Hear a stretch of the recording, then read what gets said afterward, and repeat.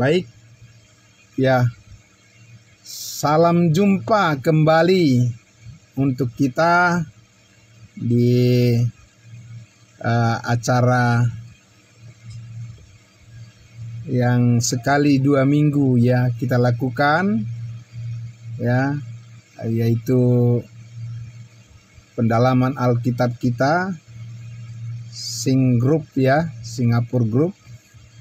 Dan terima kasih untuk kesempatan pada malam hari ini. Kembali kita akan melanjutkan pembahasan kita tentang teladan yang harus kita ikuti dari Rasul Paulus, sebab dia menegaskan bahwa kita diminta atau kita dipanggil untuk mengikuti teladannya. Ya, begitu ya. Paulus katakan, ikutilah teladanku atau jadilah pengikutku sama seperti aku menjadi pengikut Kristus. Itu sebetulnya sangat menarik ya, unik sekali.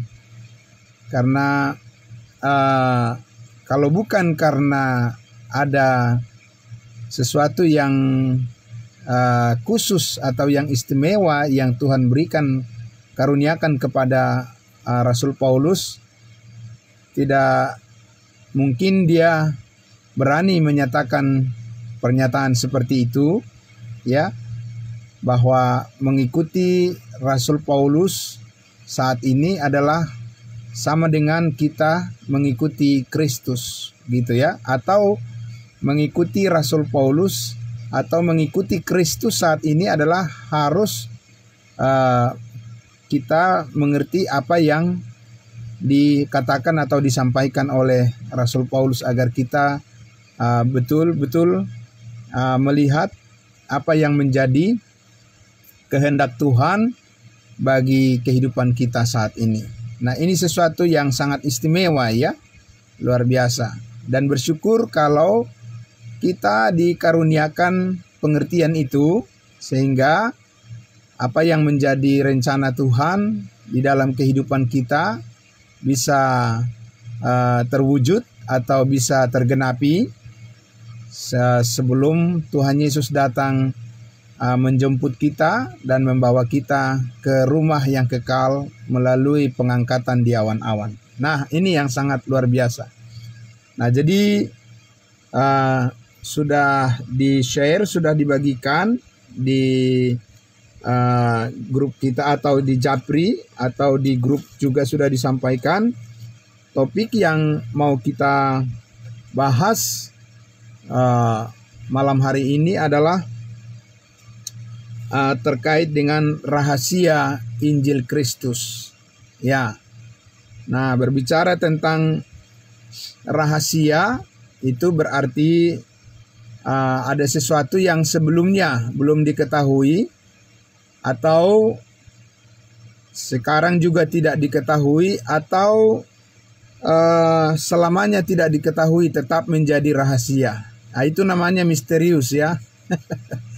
Tapi ini bukan sesuatu yang misterius, tetapi ini adalah sesuatu yang dulunya belum pernah dibukakan, ya, belum pernah diketahui, belum pernah dipikirkan oleh orang-orang yang terdahulu, tetapi sekarang dibukakan, ya, sekarang diperlihatkan atau dinyatakan, dijelaskan, ya, dengan terang benderang kepada kita, ya, kepada kita saat ini, ya. Paulus menyatakan tentang rahasia daripada Injil Kristus itu. Nah, pertama-tama kita akan melihat terlebih dahulu, ya, bagaimana Rasul Paulus secara eksklusif, ya, secara eksklusif dia menyatakan bahwa pokok pemberitaan daripada Paulus ini itu dia terima bahwa bukanlah merupakan kelanjutan daripada apa yang sebelumnya telah diberitakan oleh para rasul gitu ya, yang sudah lebih dulu diselamatkan, sudah lebih dulu mengenal Kristus. Dan ini sekali lagi menjadi suatu hal yang sangat luar biasa ya, sangat unik ya, karena apa yang diterima oleh Rasul Paulus itu adalah benar-benar sesuatu yang sangat surprise gitulah ya, sangat surprise, mengejutkan kita, bahwa itu adalah merupakan satu pernyataan daripada Tuhan yang langsung ditujukan kepada kita, orang-orang dari bangsa lain. Nah, untuk itu kita akan membaca terlebih dahulu ya, Galatia pasal 1. Kita mulai dari sini ya. Galatia pasal 1 ayatnya yang ke-11 dan 12. Oke, ini sangat luar biasa ya. Ya, sangat mengejutkan sekali. Tetapi ini kejutan yang merupakan berkat yang tersedia bagi kita melalui pemberitaan Injil yang disampaikan oleh Rasul Paulus. Ayat 11 dan 12. Demikian dikatakan Paulus, sebab aku menegaskan kepadamu. Aku menegaskan di sini, kalau kita lihat di dalam terjemahan Alkitab berbahasa Inggris, khususnya dalam King James Version, dikatakan I certify you. Ya, jadi I certify you itu jadi seperti memberikan jaminan gitu ya. Aku menjamin ya, sertifikat gitu ya. Itu luar biasa. Nah, jadi ada jaminan di situ yang sah gitu, jaminan yang sah. Jadi tidak perlu diragukan. Aku menegaskan kepadamu, saudara-saudaraku, bahwa Injil yang kuberitakan itu bukanlah Injil manusia. Nah, ini sangat penting ya. Ya, bukan Injil manusia. Sedikit kalau kita kembali sedikit melihat ke belakang, di mana sebelumnya Rasul Petrus bersama-sama dengan Yesus Kristus, ya, Yohanes dan Yakobus, mereka menilai Yesus Kristus sebagai apa? Sebagai manusia, bukan? Ya, karena Yesus datang sebagai anak manusia. Jadi bagaimanapun mereka melihat Yesus sebagai manusia dan mengenal dia sebagai manusia, anak Allah yang hidup, anak manusia, anak Daud, ya.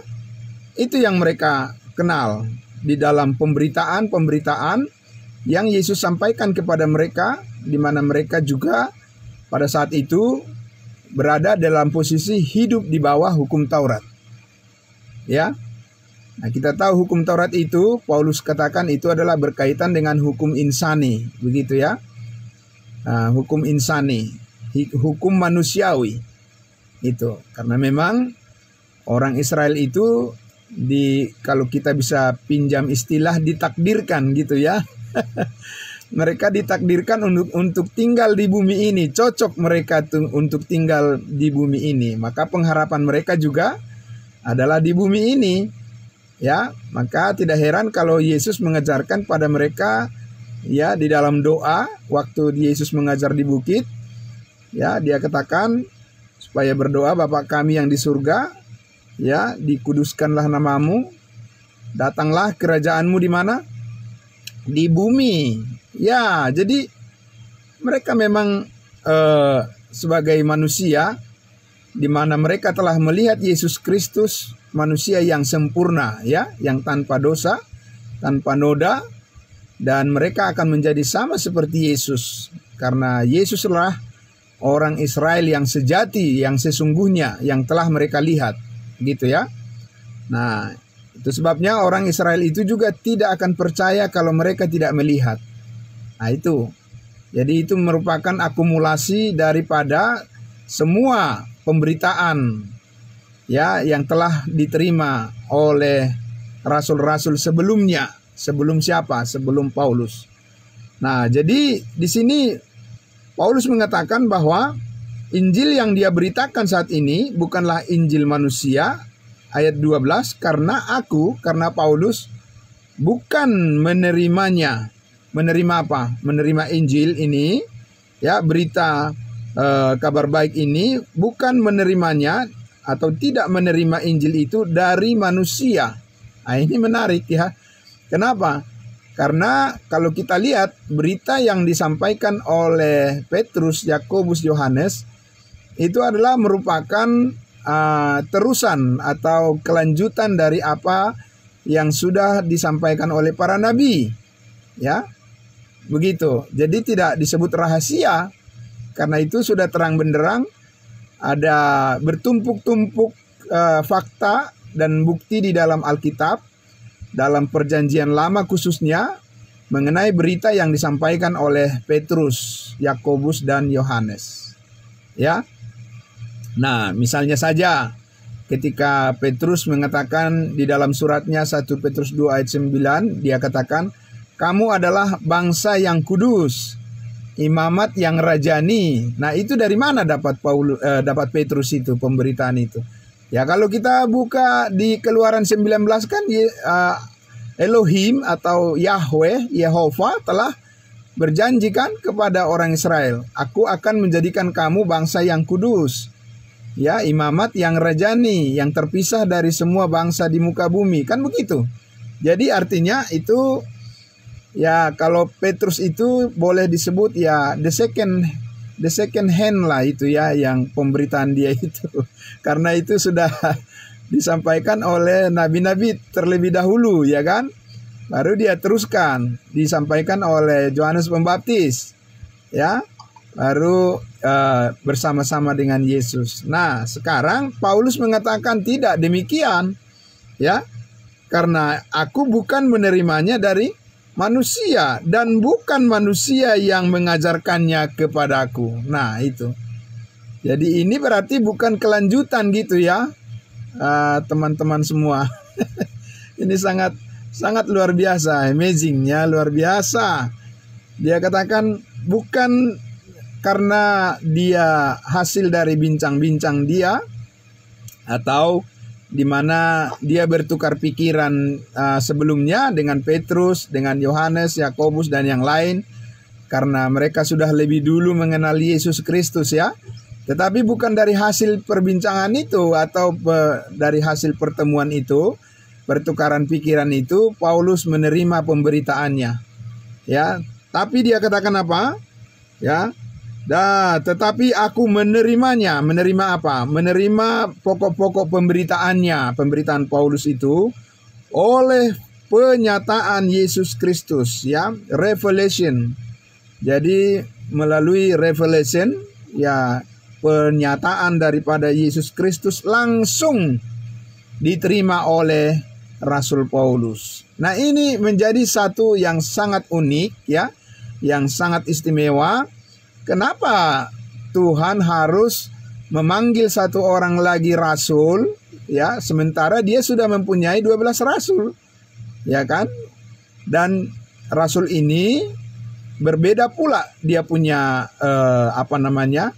wahyu atau firman Tuhan untuk menjadi pokok pemberitaannya itu, ya, berbeda, ya. Itu itu berbeda. Dan kita bisa lihat di dalam pasal 2, ya. Kita akan lihat pasal 2 bagaimana perbedaan ini benar-benar merupakan satu hal yang mereka sadari betul, ya. Ya. Di ayatnya yang pertama kita lihat dulu, ya, ayat yang pertama pasal 2, ya. Oke. Ya. Saya akan membaca. Kemudian setelah lewat 14 tahun, ya, setelah lewat 14 tahun aku pergi pula ke Yerusalem dengan Barnabas dan Titus pun kubawa juga. Ya, mereka pergi ke Yerusalem ya. Jadi Paulus dan Barnabas dan juga satu orang dari bangsa lain yang bernama Titus itu dibawa. Dan di ayat 2 dikatakan, aku pergi berdasarkan suatu penyataan. Ini juga merupakan sebuah revelation ya. Penyataan daripada Yesus Kristus dan kepada mereka, siapa mereka ini? Semua orang yang berkumpul di Yerusalem ya, 12 rasul dan yang lainnya semua, kubentangkan Injil yang kuberitakan di antara bangsa-bangsa bukan Yahudi. Ya, jadi itu secara spesifik ya. Secara spesifik itu Paulus mengatakan Injil yang dia beritakan di antara bangsa-bangsa bukan Yahudi. Ini penting. Terminologi bangsa-bangsa bukan Yahudi ini penting sekali. Karena memang ada bangsa Yahudi. Jadi ada bangsa-bangsa bukan Yahudi. Nah, dalam percakapan tersendiri kepada mereka yang terpandang, supaya jangan dengan percuma aku berusaha atau telah berusaha. Siapa yang terpandang ini? Tentu nanti kita akan ketahui bahwa yang dimaksud itu adalah 12 rasul itu. Ya, terutama kepada Petrus, Yakobus, dan Yohanes. Jadi dikatakan di situ bahwa supaya jangan dengan percuma aku berusaha dan telah berusaha. Apa yang telah diusahakan oleh Paulus memang? Dia telah mengusahakan memberitakan Injil kasih karunia di bangsa-bangsa lain, bahwa dikatakan kita ini tidak hidup di bawah hukum Taurat tetapi di bawah kasih karunia. Ya, nah itu menjadi satu ya mungkin juga sampai memanas juga ya di antara mereka itu yang mempersoalkan kenapa kok ada perbedaan gitu ya kira-kira ya. Kenapa kok bisa ada perbedaan? Dari mana otoritas itu diperoleh Rasul Paulus itu ya? Dari mana? Siapa yang memberikan? Dan kalau dari Yesus kenapa tidak sama dengan yang kita terima? Itu kira-kira ya pertanyaan-pertanyaan di antara mereka. Tapi Paulus sudah mengusahakan dengan keras bahwa ya Injil kasih karunia Allah itu adalah sesuatu yang berita yang berbeda. Ya, berbeda bukan berarti Paulus memberitakan tentang Yesus yang lain, tidak. Yesus yang sama tetapi rencana Tuhan yang berbeda. Ya, itu yang perlu diketahui. Kalau Tuhannya satu. Amin. Ya. Kalau Tuhannya satu tapi rencana dan program Tuhan itu berbeda. Ya, itulah yang perlu kita ketahui. Nah, sehingga di sini para rasul itu di ayatnya yang ketiga, ya, tetapi kendati pun Titus yang bersama-sama dengan aku adalah seorang Yunani. Ya, tentu kalau dia seorang Yunani berarti dia adalah orang yang tidak bersunat. Ya, namun ia tidak dipaksa untuk menyunatkan dirinya. Nah, ini penting karena apa? Itu kan sebuah ketetapan yang tidak boleh diubah, yang tidak bisa diubah ya oleh orang Israel, bahwa perjanjian Allah dengan Abraham di Kejadian 17 itu sudah dikatakan bahwa tanda mereka adalah milik Tuhan, umat Tuhan. Orang Israel itu harus di dalam daging mereka harus ada tanda yang terlihat, yaitu sunat. Begitu ya. Nah, berarti kalau sekarang Titus itu dibawa ke Yerusalem, itu ya semacam test case lah ya.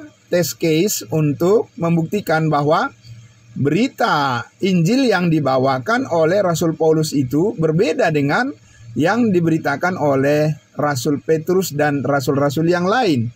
Karena bagaimana bisa masuk orang yang tidak bersunat masuk ke Yerusalem, ke wilayah di mana hukum Taurat ditegakkan di sana. Ya, begitu. Nah, tapi itulah kita lihat bahwa di ayatnya yang dikatakan tadi, aku pergi ayat berapa tuh? Ayatnya yang ketiga dikatakan bahwa namun ia, Siapa ia? Titus tidak dipaksa untuk menyunatkan dirinya. Nah, di sini mereka sudah mulai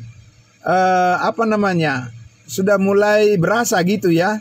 Kayaknya ada yang berbeda ini gitu ya. Nah, dan kok bisa gitu beraninya Paulus membawa orang dari bangsa lain yang tidak bersunat ke daerah orang Israel gitu ya, ke Yerusalem ya. Dan belum pernah ada sejarahnya bisa begitu. Ya kan, pasti menurut hukum Taurat diapakan orang yang tidak bersunat. Ya, dikatakan di Kejadian 17 itu, orang yang tidak bersunat di antaramu ya, yang ada di tanah perjanjian itu harus diapakan? Itu harus dilenyapkan. Ya, jangan coba-coba tampil di sana orang yang tidak bersunat. Kalau kita lihat kan kejadian hari Pentakosta itu meskipun mereka adalah warga negara dari bangsa-bangsa lain, tapi mereka kan penganut agama Yahudi kan? Ya berarti mereka juga pasti orang-orang yang bersunat. Tapi di sini kita lihat keistimewaan telah dinyatakan oleh Tuhan ya melalui Titus. Dan Titus dibiarkan saja begitu ya. Dibiarkan saja. Padahal menurut hukum Taurat itu kan tidak boleh kompromi ya. Ya, siapa yang melanggar harus dihukum kan begitu. Tapi ini tidak bisa masuk di dalam pandangan mereka lagi karena mereka sudah mulai dibuka pengertian mereka ya. Nah, ayatnya yang keempat, memang ada desakan dari saudara-saudara palsu yang menyusup masuk, yaitu mereka yang menyelundup ke dalam untuk menghadang kebebasan kita yang kita miliki di dalam Kristus Yesus, supaya dengan jalan itu mereka dapat memperhambakan kita. Aduh, ini luar biasa ini ya. Sangat luar biasa. Karena memang pasti ada orang yang tidak rela juga kan. Ya, istilahnya kok tradisi kami, warisan kami itu ya kok jadi tidak dihargai gitu ya kan, kira-kira begitu ya. Kok tidak dihargai, tidak diterima, dan bahkan Paulus ini lagi yang mengajak orang-orang supaya tidak menuruti hukum Taurat. Itu pasti panas lah ya pikiran mereka. Di kepala mereka itu pasti ada satu pertentangan gitu. Mau diapain nih orang nih? Tapi kenyataannya Paulus itu dengan berani menegaskan bahwa Injil yang dia sampaikan itu ya bukan dia terima dari siapapun, dari orang yang hadir pada saat persidangan di Yerusalem itu. Dia tidak diajar oleh Petrus, Yohanes juga tidak membisikkan sesuatu kepada Petrus, Yakobus apalagi, ya kan, tidak menitipkan apa-apa tentang tradisi atau tentang firman yang sudah mereka terima sebelumnya dari Yesus Kristus maupun yang mereka dapatkan dari pembelajaran mereka dari para nabi ya. Nah, sekarang kita lihat di situ ya sangat menarik bahwa Paulus katakan bahwa mereka keberatan mereka itu adalah untuk menghadang kebebasan kita yang kita miliki di dalam Kristus Yesus. Kebebasan yang bagaimana maksudnya? Ya, seperti apa? Karena itulah Paulus katakan kepada jemaat Galatia ini di pasal 5 itu bahwa Kristus telah membebaskan kita dari hukum Taurat, dan Kristus sudah memerdekakan kita dari dosa, dan sekarang kita hidup di bawah kasih karunia Allah, bukan di bawah hukum Taurat. Paulus katakan itu juga kepada jemaat di Roma. Nah, kemudian di ayat 5, tetapi sesaat pun kami tidak mau mundur dan tunduk kepada mereka, agar kebenaran Injil dapat tinggal tetap pada kamu. Ya, jadi di sini jelas sekali Paulus menegaskan bahwa ada satu perjuangan, upaya yang sangat keras daripada Paulus untuk menegaskan supaya jangan disamakan, ya, jangan disamakan berita Injil yang diketahui oleh orang-orang percaya sebelumnya, sebelum Paulus diselamatkan, dengan apa yang Paulus nyatakan, beritakan sekarang ini ya kepada bangsa-bangsa lain, ya tidak boleh disamakan. Ya, karena apa? Karena di situ dikatakan bahwa agar kebenaran Injil tinggal tetap pada kamu. Pada kamu siapa? Di tengah-tengah daripada jemaat Tuhan dari bangsa-bangsa lain yang bukan Yahudi. Ya, itulah jemaat Galatia ini. Ya. Nah, jadi ada satu hal yang sangat penting dibatasi dan bahkan dicegah oleh Paulus di sini. Amin. Supaya kebenaran Injil yang dia beritakan itu tegak dan benar-benar itu tidak boleh bercampur aduk. Nah, itu yang penting, yang sangat penting ya. Kita ketahui, tidak boleh dicampur adukkan, harus murni. Apa yang diterima oleh Rasul Paulus dari Tuhan Yesus yang sudah dipermuliakan di surga, maka itulah yang harus disampaikan di tengah-tengah bangsa-bangsa lain, di tengah-tengah kita. Nah, maka dikatakan tadi dalam perjuangan tersebut ya, di ayatnya yang ke-6, dan mengenai mereka yang dianggap terpandang itu, ya, bahwa bagaimanapun kedudukan mereka dahulu itu tidak penting bagiku, sebab Allah tidak memandang muka. Bagaimanapun juga mereka yang terpandang itu tidak memaksakan sesuatu yang lain kepadaku. Nah, ini juga sangat luar biasa ya, bahwa Paulus ini bukannya dia meremehkan orang ya. Dia bukannya merendahkan jabatan atau kedudukan daripada orang-orang yang sebelumnya sudah menjadi rasul sebelum dia diselamatkan. Tidak. Tetapi dia ingin menegaskan terlalu mahal harganya. Ya, terlalu mahal harganya kalau pemberitaan Injil kasih karunia yang disampaikan oleh Paulus ini disangkal hanya karena kedudukan seseorang, ya, karena jabatan seseorang yang terdahulu, ya. Jadi ini benar-benar harus ada pengakuan yang murni dari setiap orang yang ingin mengenal kasih karunia Allah terhadap pemberitaan Rasul Paulus. Amin, puji Tuhan. Nah, sehingga dia katakan pertimbangan dia bukanlah manusia yang memberitakan, tetapi apa yang diberitakan. Amin ya. Ya, itu sering kan orang itu melihat, ya siapa sih kamu gitu kira-kira ya. Ya. Nah, tetapi kalau Paulus itu jelas menegaskan bukan orangnya, tetapi apa yang diberitakan. Itu yang sangat penting. Nah, ayat 7 dikatakan tetapi sebaliknya, setelah mereka, siapa mereka ini tadi? Ya, Petrus, Yohanes, Yakobus ya. Setelah mereka melihat bahwa kepadaku. Nah, ini secara personal ya. Secara personal Paulus mengatakan kepadaku telah dipercayakan oleh Tuhan.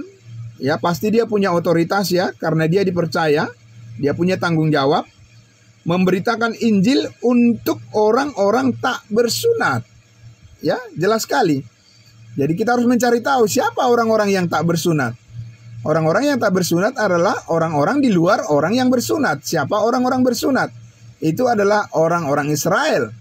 Ya, keturunan daripada Abraham, Ishak dan Yakub. Di luar itu mereka disebut orang yang tidak bersunat. Termasuk kita juga golongan dari orang-orang yang tidak bersunat. Karena kita bukan orang Israel. Kita bukan orang Yahudi.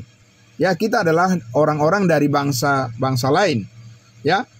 Jadi dikatakan tadi, ya, setelah mereka melihat bahwa kepadaku telah dipercayakan pemberitaan Injil untuk orang-orang tak bersunat, sama seperti kepada Petrus untuk orang-orang bersunat.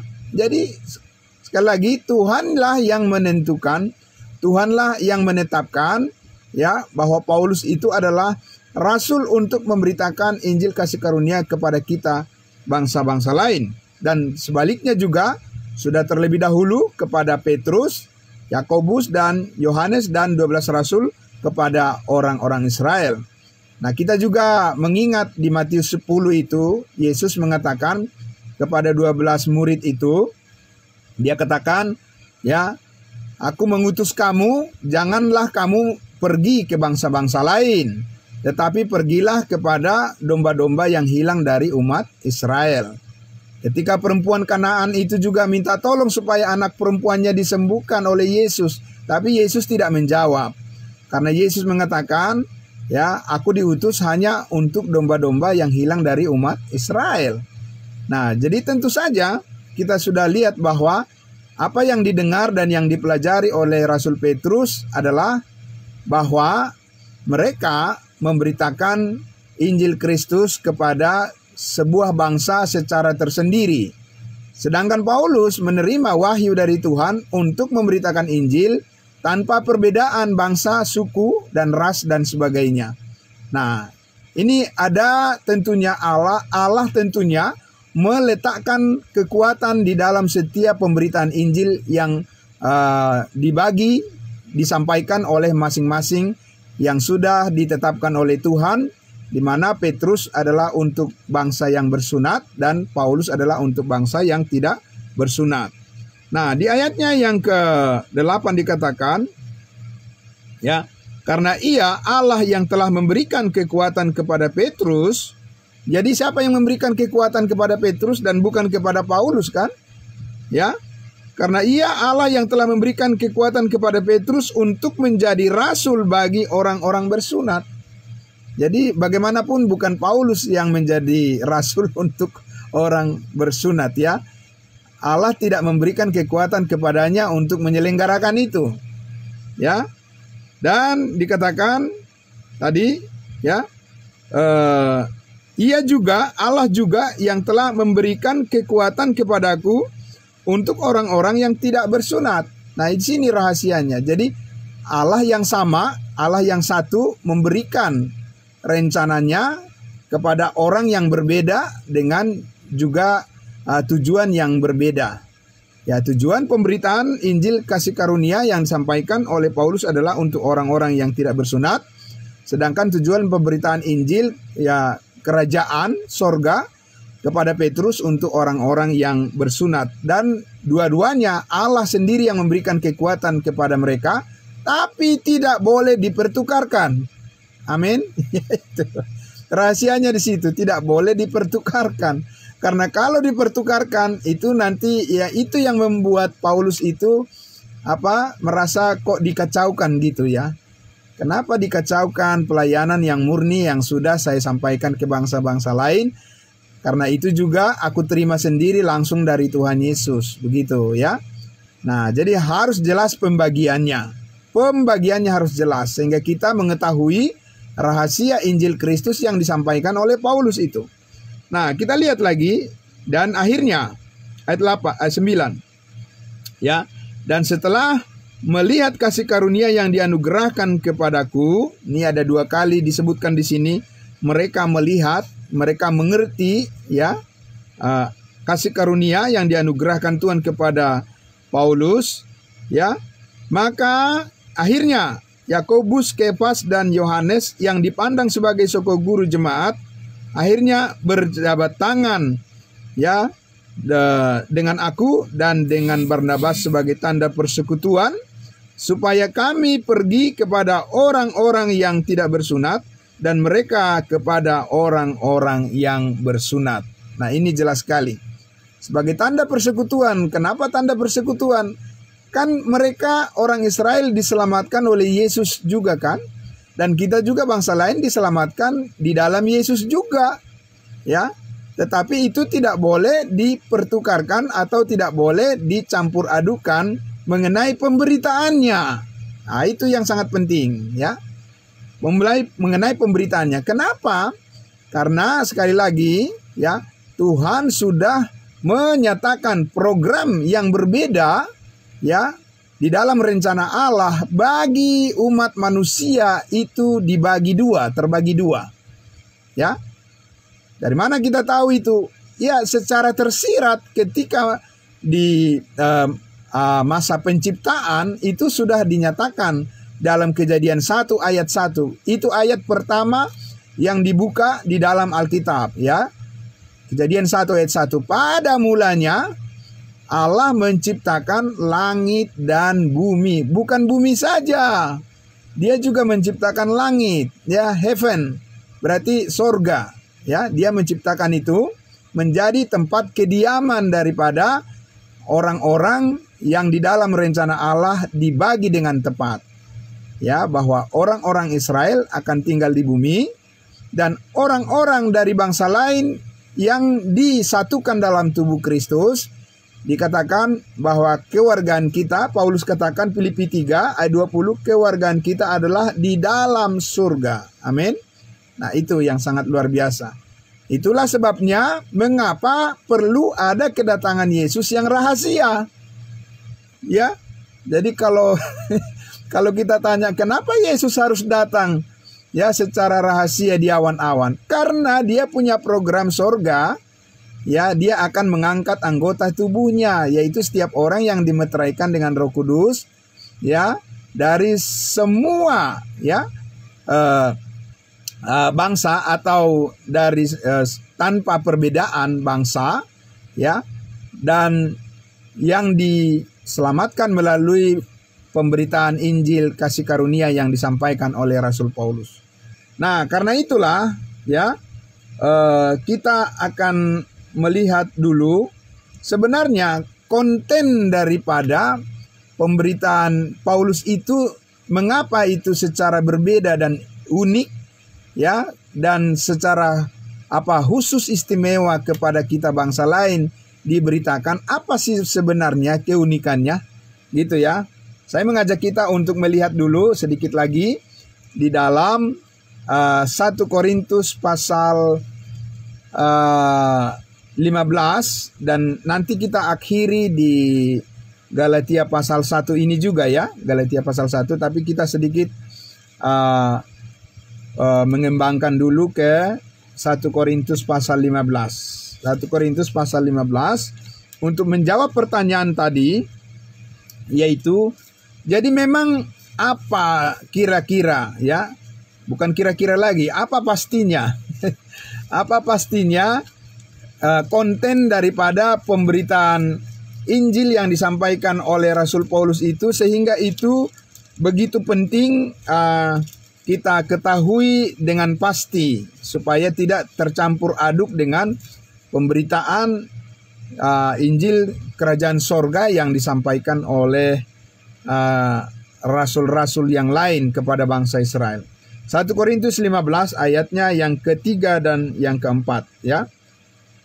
Dikatakan di sini, sebab yang sangat penting telah kusampaikan kepadamu, yaitu apa yang telah kuterima sendiri, ialah bahwa Kristus telah mati karena dosa-dosa kita sesuai dengan kitab suci, bahwa Ia telah dikuburkan dan bahwa Ia telah dibangkitkan pada hari yang ketiga sesuai dengan kitab suci, ya.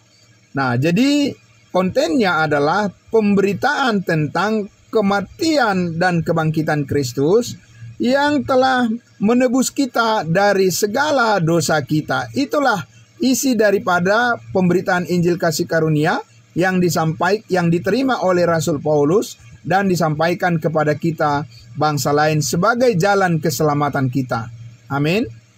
Nah, kalau Petrus, Yohanes, dan Yakobus dan yang lainnya itu memberitakan Injil tentang kerajaan sorga, itu mengakar kepada bukan mengakar kepada khusus kepada kematian dan kebangkitan Kristus.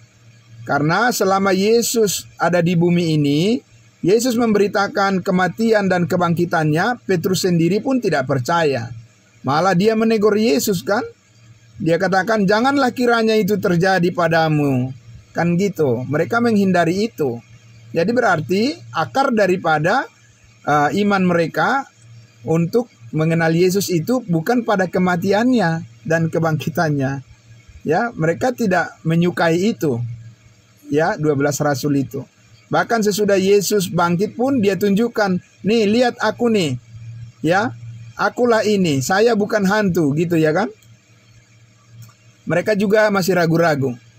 Nah, sedangkan akar daripada kepercayaan kita kepada Yesus itu melalui Injil yang diberitakan oleh Rasul Paulus adalah bukan hal yang lain, melainkan apa? Kematiannya. Amin.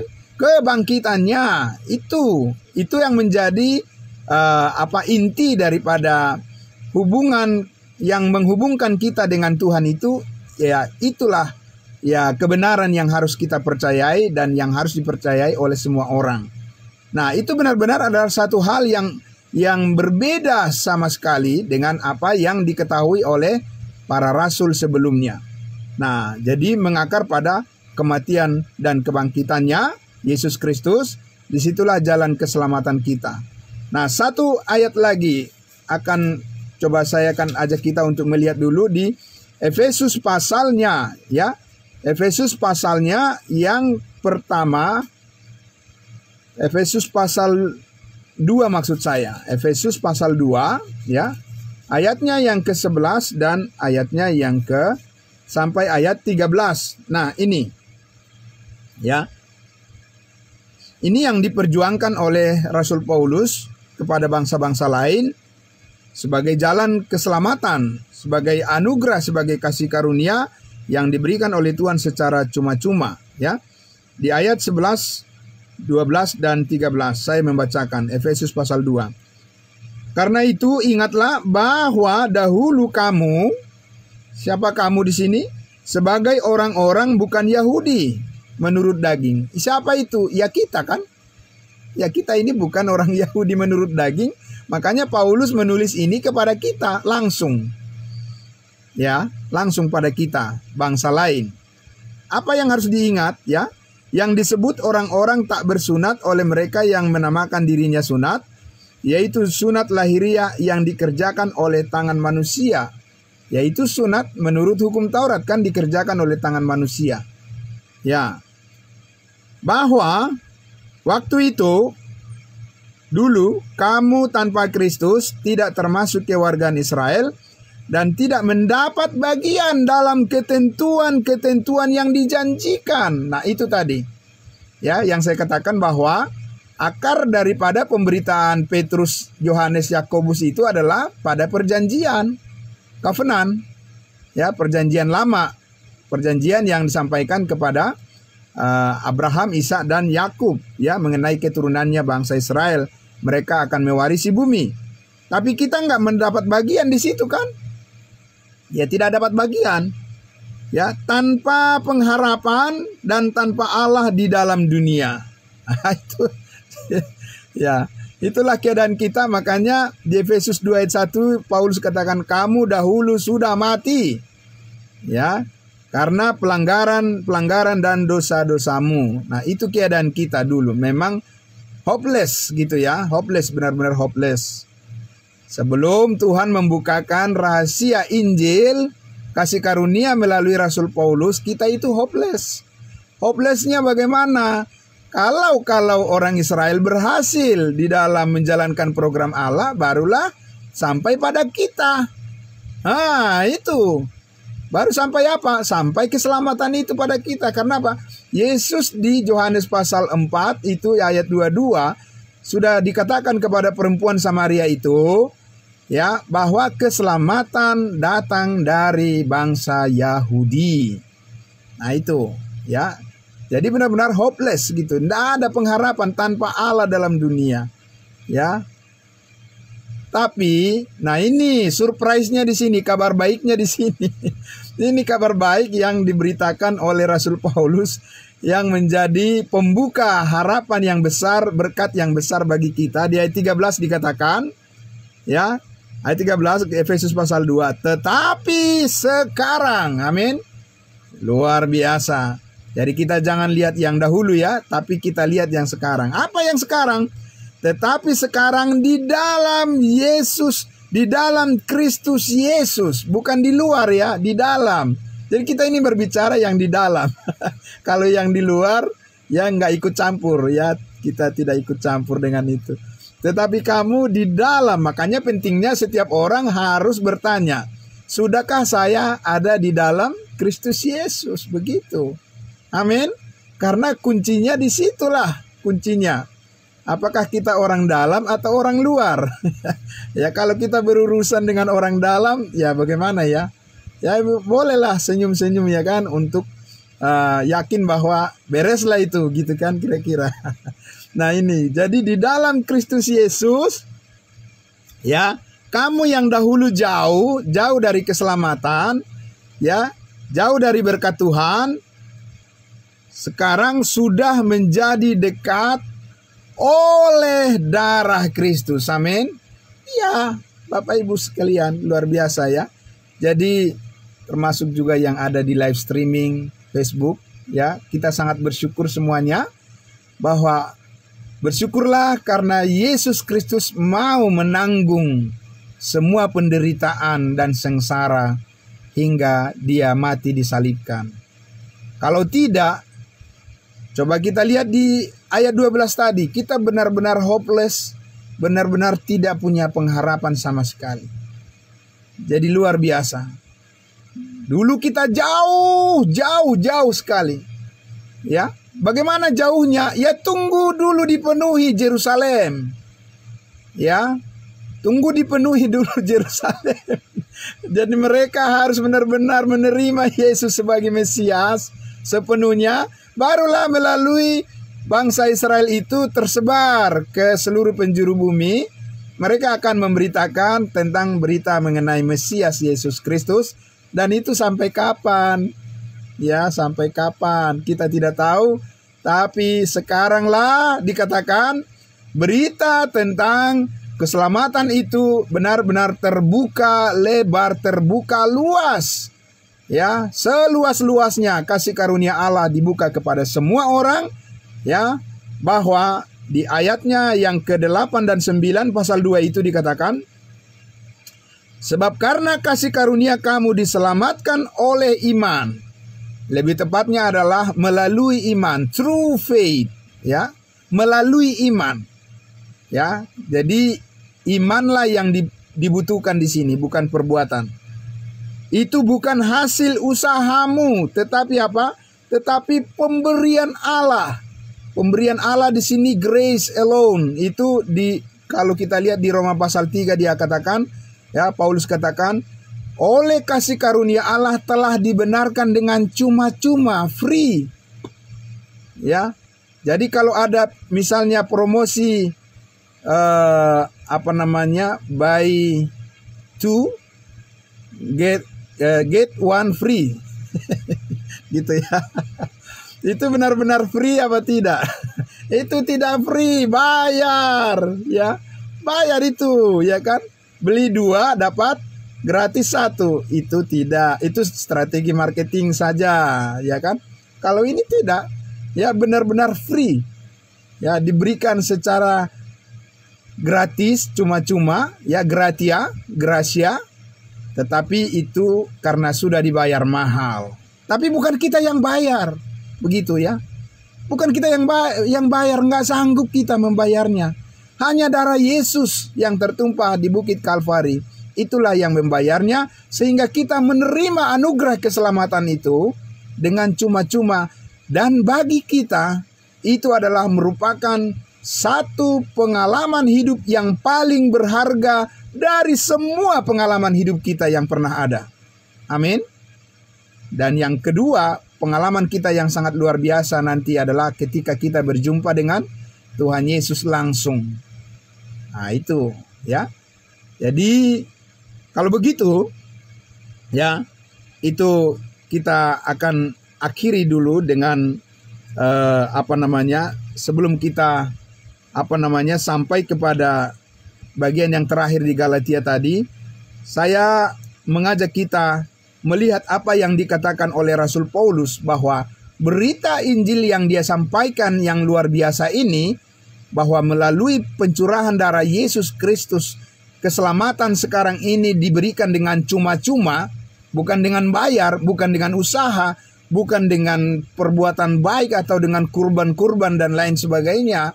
Tidak ada lagi itu, ya, karena sudah cukup kurban daripada Yesus Kristus, ya, untuk menebus kita dari segala kesalahan dan dosa kita satu kali untuk selama-lamanya, ya.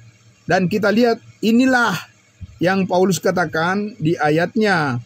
Saya mengajak kita Efesus pasal 3 ini, Dan maka dia memanggil kita untuk memahami hal ini dengan baik, ya. Ayat 1, pasal 3 Efesus. Itulah sebabnya aku ini Paulus, orang yang dipenjarakan karena Kristus Yesus, untuk kamu orang-orang yang tidak mengenal Allah. Ya, orang-orang yang tidak mengenal Allah di sini Gentiles, bangsa-bangsa lain. Memang kamu telah mendengar tentang tugas penyelenggaraan kasih karunia Allah yang dipercayakan kepadaku karena kamu, yaitu bagaimana rahasianya dinyatakan kepadaku dengan wahyu. Amin. Sudah jelas tadi ya. Jadi ini disebut sebagai the mystery. Ya, rahasia. Bukan misterius ya.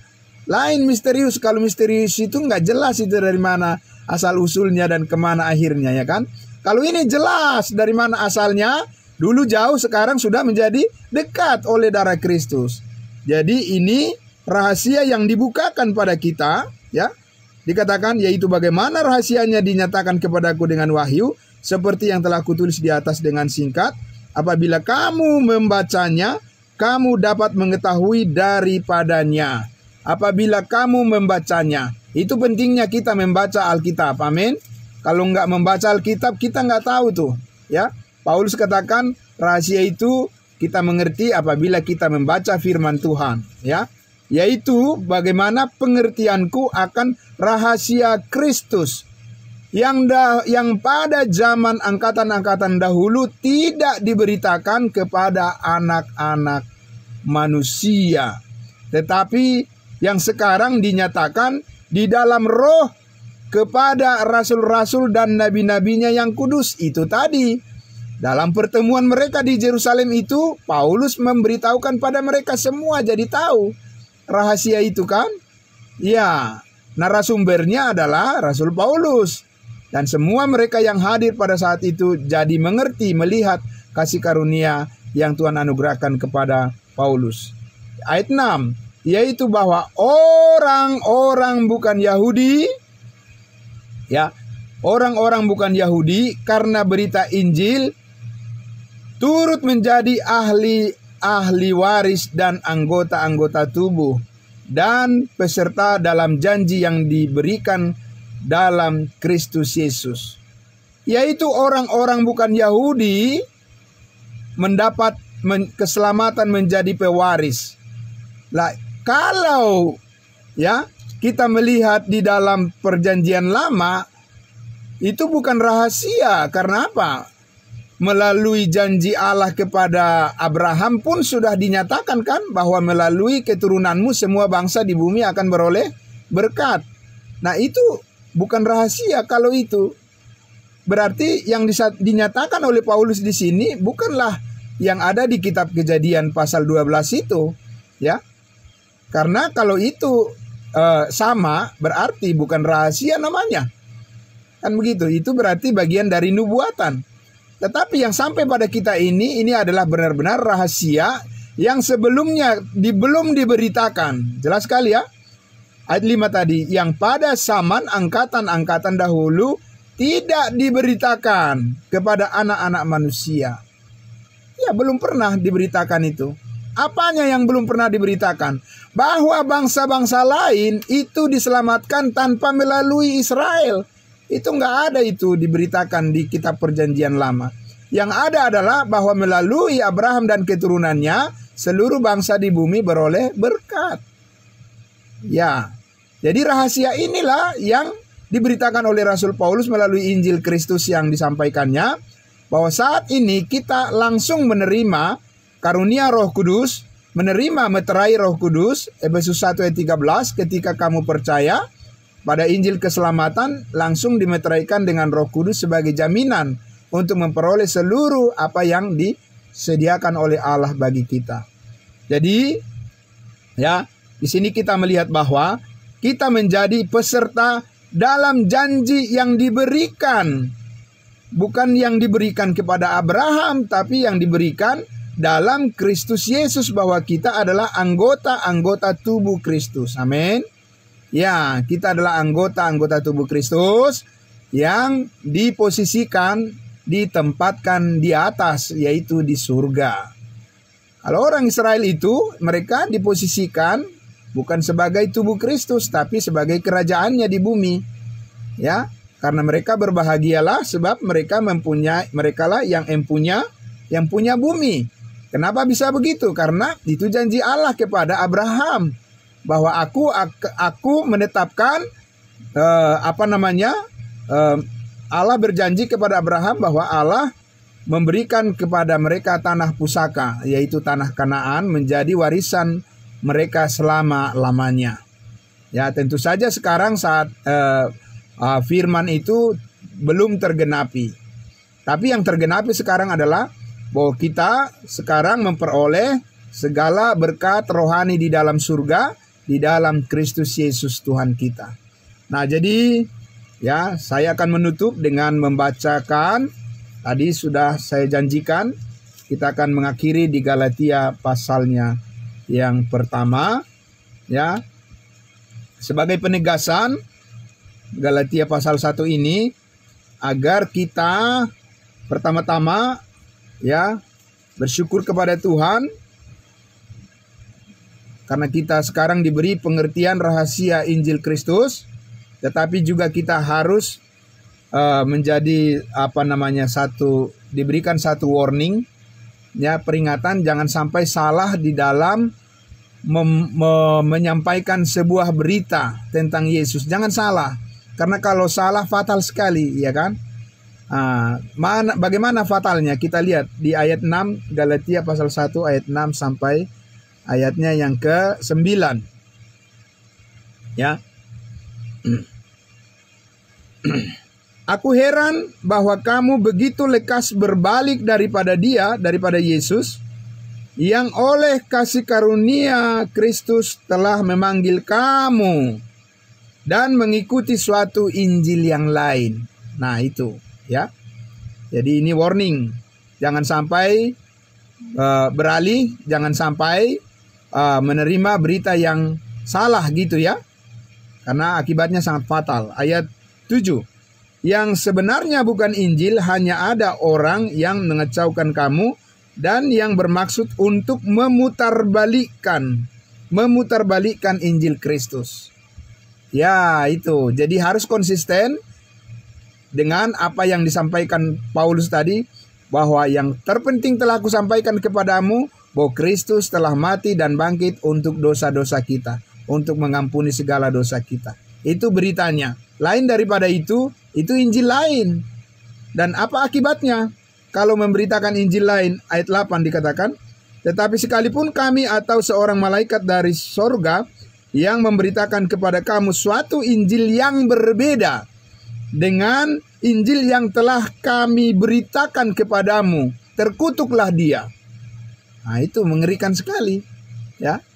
Jadi penting, apakah saya sudah mengerti berita Injil yang disampaikan oleh Rasul Paulus atau belum? Kalau tidak, jangan-jangan saya mempercayai Injil lain lagi, gitu ya. Kan tidak salah kita memeriksa diri kita, kan? Itu kesehatan kita saja kita periksakan secara teratur pada dokter, kan? Masakan kesehatan iman kita tidak kita periksa dengan firman Tuhan? Tentu saja. Amin. Ya. Nah, itu yang kita lakukan juga terus menerus ya, supaya sehat iman kita. Ya, bertumbuh di dalam pengenalan yang benar akan kasih karunia Allah. Ayat 9, seperti yang telah kami katakan dahulu, jadi ini sudah seringkali disampaikan oleh Rasul Paulus dan dia konsisten menyampaikan itu. Dia tidak berubah-ubah ya. Ya. Sekarang kukatakan sekali lagi, ditegaskan lagi, jikalau ada orang yang memberitakan kepadamu suatu Injil yang berbeda dengan apa yang telah kamu terima, terkutuklah dia. Nah, itu ya. Jadi ini memang satu warning yang menjadi perhatian yang sangat serius dalam setiap diri pemberita yang menyebut dirinya adalah pemberita firman Tuhan, apalagi pemberita Injil. Ya, apa yang Paulus katakan, jadilah pengikutku sama seperti aku pengikut Kristus. Dan Paulus katakan, perhatikanlah apa yang kukatakan, maka Allah akan memberikan kepadamu pengertian dalam segala hal. Ya, sehingga kita di sini kita bisa melihat bahwa betapa ya resiko yang besar sekali bagi seorang pemberita kalau beritanya salah gitu ya. Nah itu, tapi betapa dimuliakan Kristus bagi orang yang memberitakan Injil yang benar, yang tidak berbeda dengan yang diberitakan Paulus atau yang sama dengan berita Injil yang disampaikan oleh Rasul Paulus ya. Nah, terakhir ayat 10 dia katakan, jadi bagaimana sekarang? Adakah ku cari kesukaan manusia atau kesukaan Allah? Adakah ku coba berkenan kepada manusia? Sekiranya aku masih mau mencoba berkenan kepada manusia, maka aku bukanlah hamba Kristus. Kembali kepada orangnya. Benar ya? Kembali ke orangnya bagaimana? Mau menyenangkan hati manusia atau menyenangkan hati Tuhan? Pilihannya adalah menyenangkan hati Tuhan. Amin. Supaya apa? Supaya apa yang kita kerjakan itu benar-benar sesuai selaras dengan apa rencana Tuhan bagi kehidupan kita yang sangat luar biasa. Demikian teman-teman semua, ya Bapak Ibu semuanya yang ada di live streaming Facebook juga, terima kasih banyak sudah mendengarkan pemberitaan di grup pendalaman Alkitab grup Singapura. Luar biasa ya, terima kasih banyak semuanya. Tuhan memberkati sampai kita berjumpa lagi nanti di 2 minggu yang akan datang hari Rabu ya. Tuhan Yesus memberkati. Saya akan pimpin doa terlebih dahulu karena kita masih ada sesi tanya jawab ya, atau sharing berbagi pengalaman yang sangat luar biasa saya percaya. Maka kita tutup dulu terlebih dahulu dalam doa. Mari kita berdoa. Sungguh besar kasih setia Tuhan, sungguh luar biasa ya Tuhan Bapa di surga, firman-Mu yang menjadi pusat daripada pengharapan kami semuanya, karena kami mengerti dan semakin mengerti bahwa berita kabar baik akan keselamatan yang telah Tuhan percayakan melalui Rasul Paulus dan diteruskan kepada kami semuanya oleh pekerjaan Roh Kudus membawa keselamatan bagi banyak jiwa untuk memuliakan Kristus Yesus. Dan kiranya Tuhan memakai kami semua dimanapun kami dan bertemu dengan siapa saja dan di mana saja. Pakailah Tuhan mulut kami untuk menyaksikan keajaiban kasih karunia Allah. Bukan menyaksikan diri kami sendiri, bukan menyaksikan kehebatan kami, bukan juga menyaksikan apapun yang meninggikan, membanggakan diri kami, tetapi menyaksikan pekerjaan Kristus yang sudah selesai, yang maha mulia, di mana Engkau rela berkorban, mati, dan bangkit untuk menebus segala dosa dan pelanggaran kami, sehingga kami saat ini diberikan kesempatan untuk memperoleh hidup yang kekal, dan melalui berita Injil kami dipersatukan menjadi anggota tubuh Kristus yang kekal. Untuk menerima seluruh berkat Tuhan di dalam seluruh rencana-Mu, kami bersyukur dan kami terima dengan iman, dan kami berterima kasih kepada Bapa di surga, mengucap syukur melalui nama anak-Mu Yesus Kristus Tuhan dan Juru Selamat kami berdoa. Amin. Ya, terima kasih kembali kepada Ibu Nalda untuk membawa kita dalam diskusi selanjutnya. Terima kasih Bu, terima kasih, Tuhan memberkati. Ya, selamat malam semuanya. Terima kasih.